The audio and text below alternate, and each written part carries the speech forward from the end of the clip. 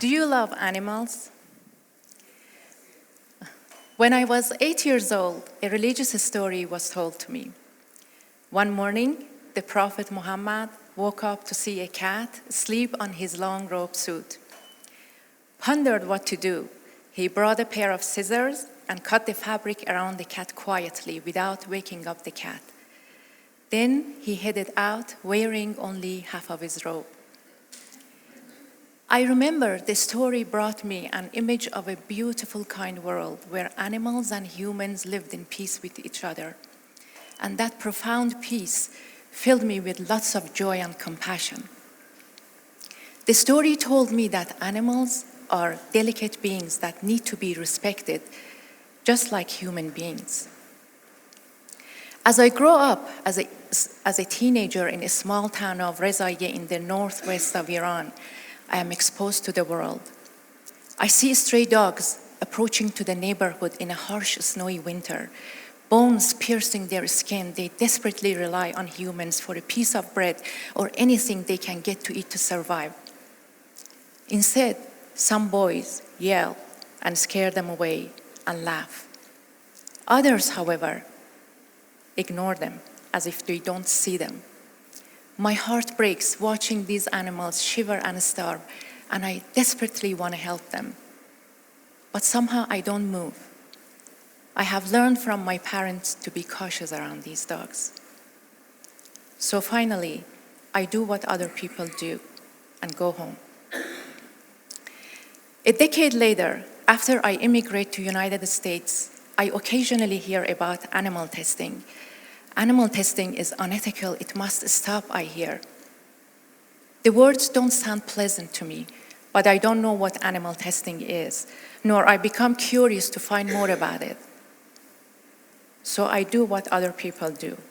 I assume the best, gradually forgetting about it, and live my life happily ever after.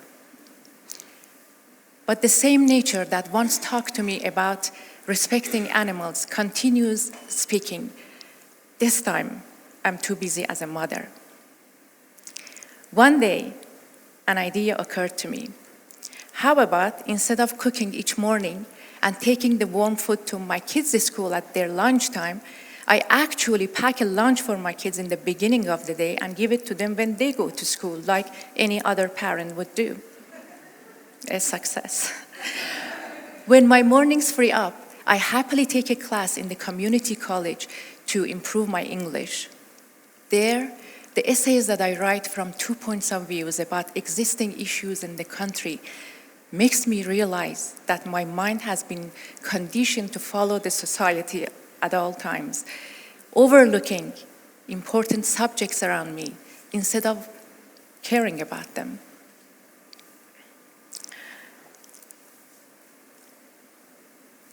Why we should care about animals when there are bigger issues in the world: wars, hunger, diseases. Once in a magazine article I read, if you decide to spring clean your house, the experts say start from corners and small places. Because if you clean larger areas first, you might postpone or ignore places that are hidden and invisible.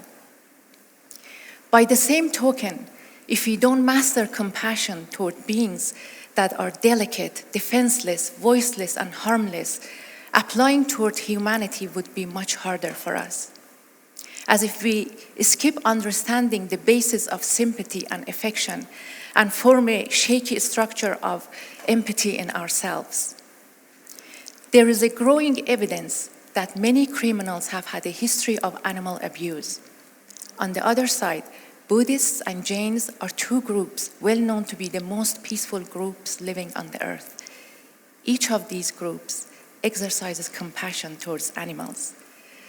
It seems there is a strong link between being humane and humanity. Earlier I asked if you loved animals.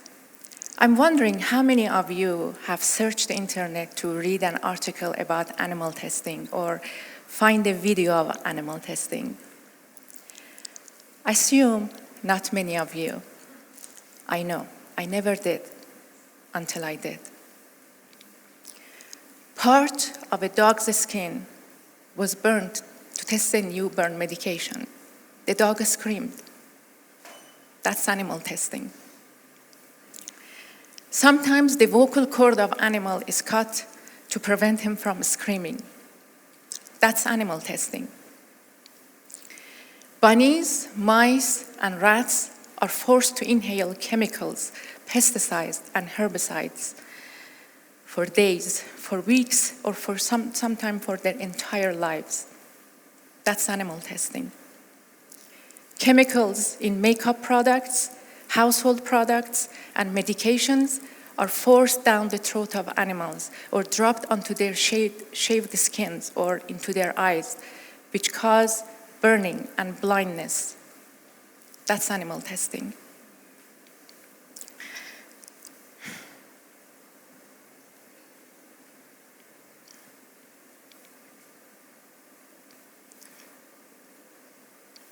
These animals don't receive pain reliefs.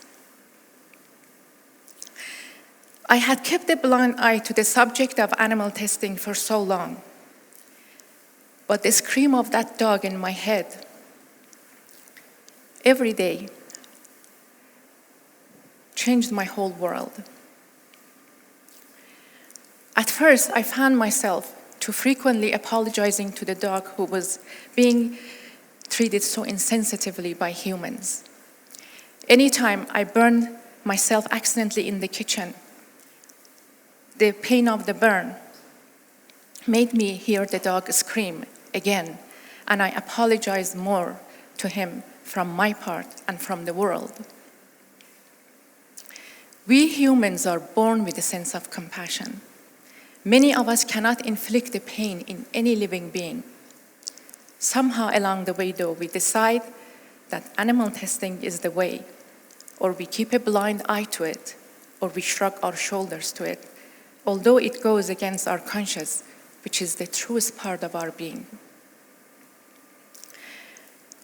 I read that the human psychology says, when an information doesn't fit with the way we think and feel, we become sad, angry, and anxious. To cope with it, we sometimes go along with others or with what already exists. Forming a new opinion on a topic becomes overwhelming, while following someone else's lead becomes easier to deal with. That was my emotional state after I learned what animal testing was. Overwhelmed, frozen, hurt. But the scream of that dog in my head every day reminded me that I needed to do something to make a difference in the lives of these innocent animals. For the first time, I connected with a few animal rights activist organizations and subscribed to their newsletters to see what they had done. I read many articles about animal testing and how we could possibly eliminate it.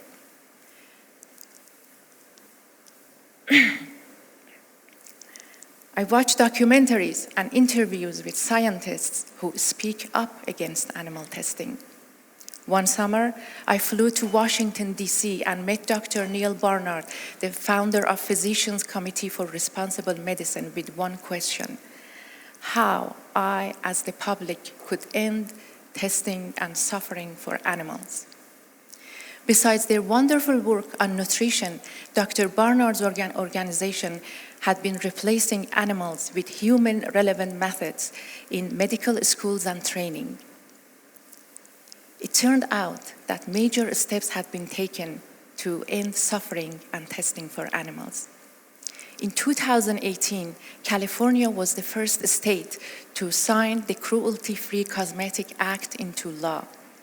This law prohibits manufacturers from selling makeup products in California if the whole product has been tested on animals or any ingredient in it has been tested on animals after 2020.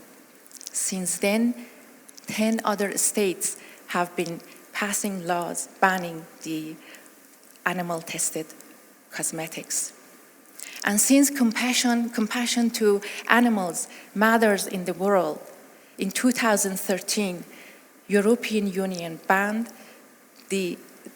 testing cosmetics on animals. Since then, many countries have instituted the same bans on the animal-tested products.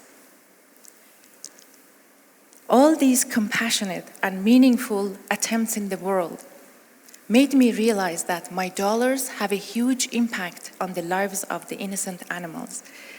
That by checking my labels on the products that I buy every day and committing to buy cruelty-free products, I am the solution to end testing and suffering for animals. It became clear to me that if we all took these steps, companies would be forced to change their ways, which is a crucial way in ending testing and suffering for animals. I remember when I began using cruelty-free products in my household, it became a whole journey for me and my family. The first cruelty-free laundry detergent did not wash clothes to our satisfaction.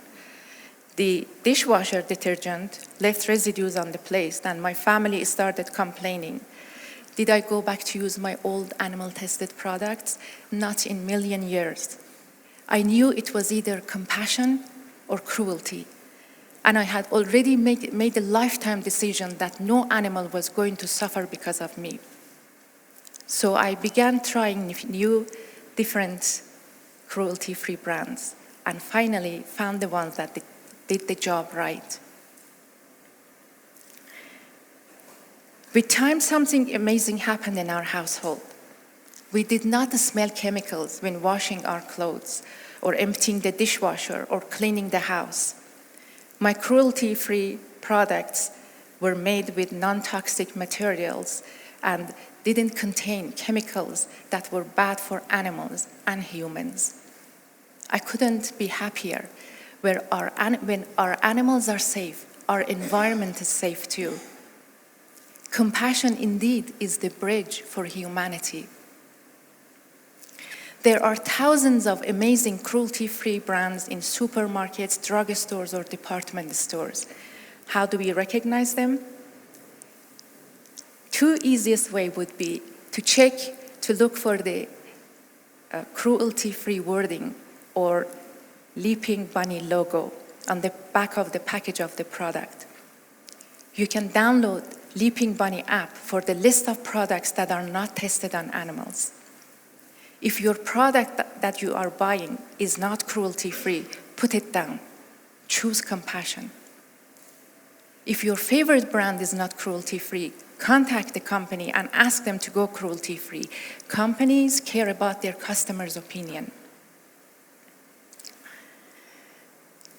Ending testing and freeing animals from their painful lives is not a task of a certain group. It's a responsibility that falls on the shoulders of each of us.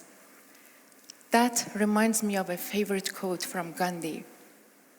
If you want to change the world, be the change.